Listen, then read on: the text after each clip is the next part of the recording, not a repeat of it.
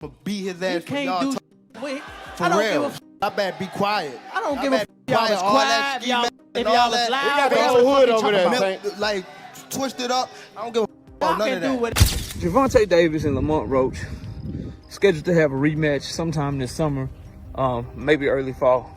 All indications, based on the announcements that we have, is that the fight is more than likely going to happen in August, right? And Gervonta, you think? I like Lamont in the rematch. You think you were one of the few that kind of picked Lamont to. The rematch is confirmed, and both Gervonta Davis and Lamont Roach had a heated interview where emotions ran high. They exchanged strong words, and clear tension was evident. Davis spoke with confidence, while Roach made it clear that he is ready to fight back the Tank Davis versus Lamont Roach. Rematch is confirmed, and fans are eagerly anticipating a much different outcome than their first fight. Speculation has been swirling about when the fight will take place, with many hoping for an August showdown, although some fear it might be pushed back to October, which would be disappointing. A confirmation. An announcement would put an end to the ongoing guessing game. Match in July, you would think, makes the most sense that Tank and Roach are fighting in August. Unless they talking about pushing the shit all the way back to October, which would be a fucking tragedy. So, we hoping for August, because that's the one that's probably gonna make the most sense. Hopefully we'll get an announcement soon on that so we can stop speculating. Now, with that being said, the Tank Davis Lamont Roach rematch, it will be nothing like the first fight.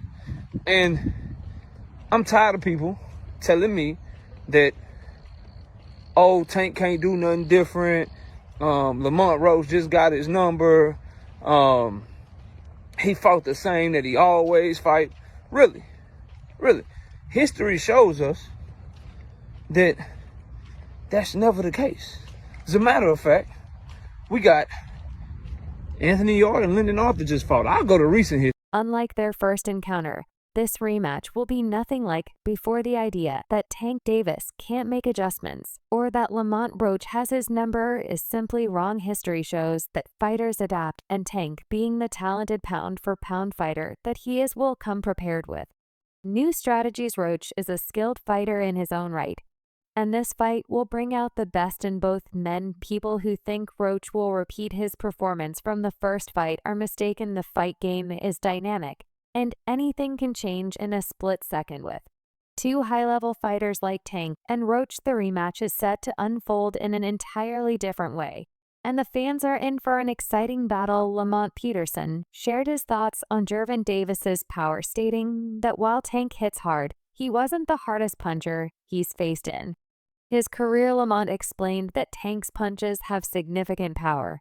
but they don't compare to the force he felt from Jonathan Owendo, a fighter Lamont has faced in the past. According to Lamont, Owendo's punches were the hardest he's ever experienced. He described the difference in their power, emphasizing that while Tank shots are impactful, Owendo's punches had a unique level of intensity that made them stand out. Lamont's insights offer a glimpse into the range of power he's encountered throughout his boxing career, showcasing the differences in punching strength among some of the sport's top fighters. Despite Tank's reputation for his knockout power, Lamont's experience reveals that other fighters have tested his durability in more extreme ways.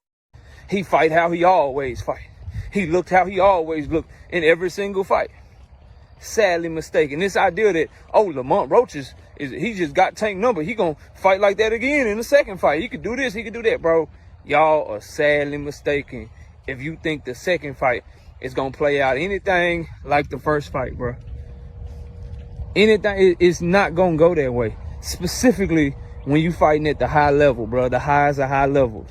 When you got a pound for pound talent in there like Tank Davis, a really great talented fighter that's skilled, that got everything that you could have, and you got somebody like Lamont Roach who's a very good fighter himself. Shit ain't gonna go down like that, because the fight game, bro. Shocker Stevenson recently called out Lamont Peterson for a rematch, expressing strong confidence in his ability to win. Shocker explained that he had sparred with Lamont before, which gave him a clear understanding of his opponent's style. He believes this prior experience offers him a significant edge in upcoming rematch. Shocker feels confident that with the knowledge he's gained from those sparring sessions, he could outbox Lamont. and secure a victory, while Lamont is an experienced and skilled fighter. Shocker's belief in his own abilities is rooted in the fact that he understands Lamont's strengths and weaknesses. He feels that, despite Lamont's extensive experience, he can exploit those weaknesses and prove he has the tools to defeat him in a second encounter. Shocker is eager to showcase his growth and skills, showing that he's ready to take on Lamont and come out on top this time. What does the rematch look like between Lamont and Gervonta, you think? I like Lamont in the rematch. You were one of the few that kind of picked Lamont to begin with. Why was that? I sparred with Lamont. I knew that he was a good fighter. He helped me get ready for the Oscar Valdez fight. And I knew his style, with Tank style, what he was going to be able to bring to the table. I knew it. So, did you really win 20 rounds? I swear to God, on my daughter's life, I won that much money. How different does a rematch look in your opinion, Shakur? What adjustments do you think we see from both? Huh? What adjustments do we see from both in a rematch? I think I can't tell you game plans. I could be fighting these guys, so I'm gonna keep my secrets to myself. But truthfully, they both good fighters. Do you think it's a lot different rematch, or do you think it'll be close again? It's gonna be a hell of a fight. How did you see Tank in that fight? A lot of people are saying maybe he's just mentally not there. What did you see? Nah, he was the same Tank. I don't believe that. I don't got no thought in my brain that makes me think that he wasn't the person he been all of these other fights. I think he was the same person.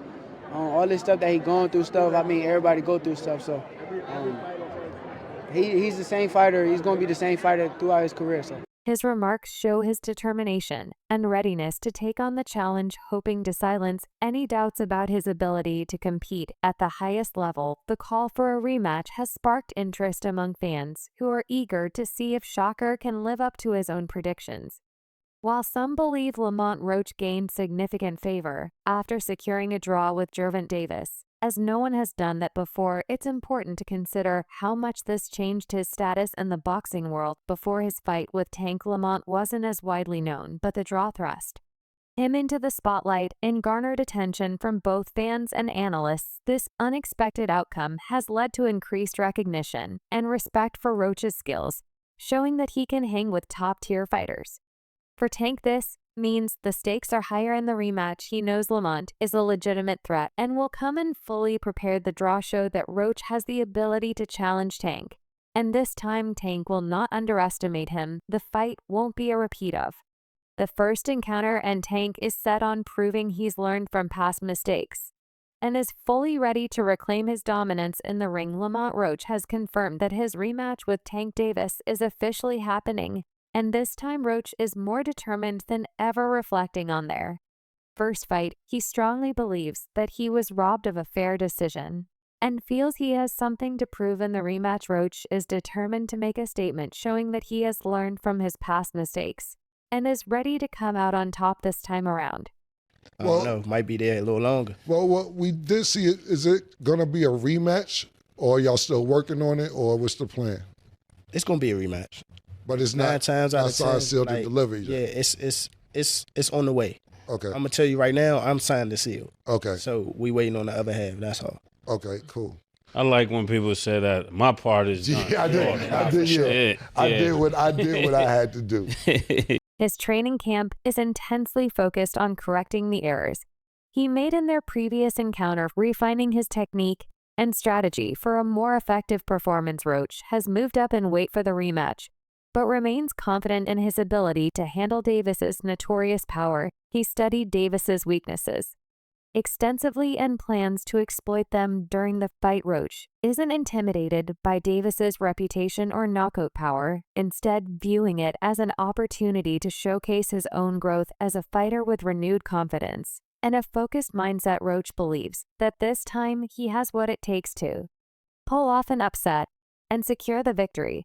The rematch has generated significant excitement, and many fans are eager to see if Roach can truly turn the tables and get the win he believes he was denied in their first bout. In their first fight, Lamont Roach revealed a critical flaw in Gervonta's approach to his career. For a long time, Tank had been criticized for selecting opponents that played to his strengths, often avoiding more challenging fighters. This strategy seemed to keep him undefeated and in control. However, Roach disrupted this pattern, coming into the ring as a well-prepared, disciplined fighter. He didn't back down from Tank's usual tactics, showing that he wasn't intimidated by Davis's reputation. Roach's approach was calculated and strategic, forcing Tank to step outside of his comfort zone. This fight exposed Tank's vulnerability and proved that he couldn't rely solely on handpicking easier opponents. Roach demonstrated that, with the right preparation and mindset, even a highly skilled fighter like Tank could be pushed to his limits. This bout showed that Tank's usual strategy might not be enough when facing a tough, well-rounded competitor.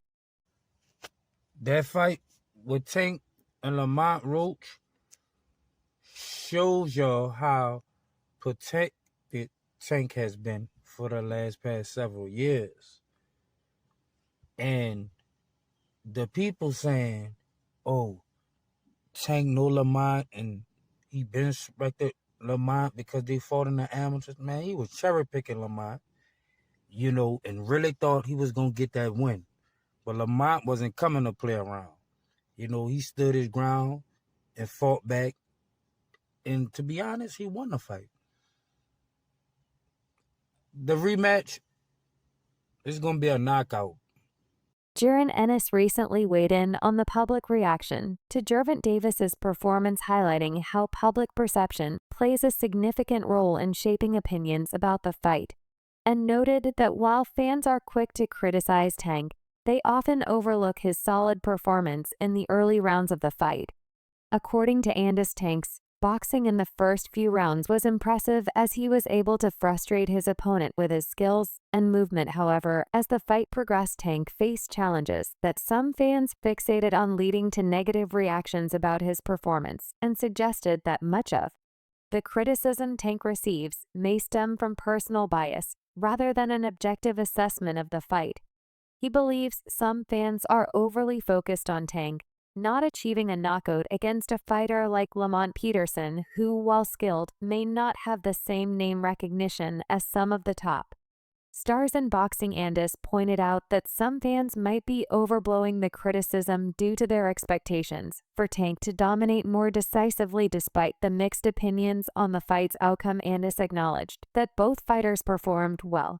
He scored the fight 75-75, or possibly a draw, highlighting that while Lamont did a great job, he didn't do enough to win outright. Andis's comments the complexity of analyzing boxing performances, as public perception can sometimes cloud an accurate evaluation of a fighter's skills and tactics. The conversation surrounding Tank's performance serves as a reminder that personal biases can often overshadow objective analysis in sports. I gotta ask you about fights. Gervonta Davis, draw with Lamont Roach. People looking at it as controversial because of the whole knee. What'd you think of the fight? It was a great fight. I had it 7-5 Tank, or you can make it the draw. But I feel like Lamont, he did good. He did a great job, actually. I just don't think he did enough to pull it off. And I feel like people was overlooking what Tank was doing in the first 5-6 rounds. He was boxing and frustrating him a little bit. But Lamont, like I said before, Lamont did a great job. Yeah, some people had it Tank, some people had it draw, some people had it Lamont. Do you think Tank gets a lot of criticism for not knocking Lamont out and Lamont not being in big names, so they overblow it? I think so. Yeah, and I feel like people just don't like Tank to a point where any little thing, just because he ain't knock him out, he probably feel as though that he lost and he didn't, or it was a draw. I feel like Tank was doing a lot of smart things in the beginning, moving a little bit too much, but I feel like he was still frustrating him and things like that. And I think Tank did a good job. He looked sharp to me. I don't know. People just be talking. At the end of the day, you can't please everybody. Roy Jones Jr., a boxing legend, shared his thoughts on the fight between Gervonta Davis and Lamont Roach, emphasizing Roach's skill and experience. He stressed that Roach is not a fighter to take lightly, having known him for years. Jones understands the level of dedication Roach brings to the sport. He believes that Roach has always had the ability to compete at the highest levels, and his performance against Tank only reinforced that belief. Jones made it clear that while Tank Davis is expected to win the fight, This is far from a routine matchup. He pointed out that Roach is no ordinary opponent. Roach has been around Tank for much of his career, and their shared background makes him a unique challenge. Jones warned against underestimating Roach, noting that he understands Tank's strengths and weaknesses like few others. According to Jones, Roach's familiarity with Tank's style could be a significant factor in the fight. While he didn't predict an outcome, Jones emphasized that Roach should not be dismissed as an easy opponent. He has proven himself to be a worthy competitor in the ring and can pose a real threat. Jones was careful not to look too far ahead, stating that the focus should remain on the upcoming fight with Roach before discussing future matchups for Tank. For Jones, the fight with Roach is a key hurdle that Tank must clear before. You told him peace? No. You told him peace?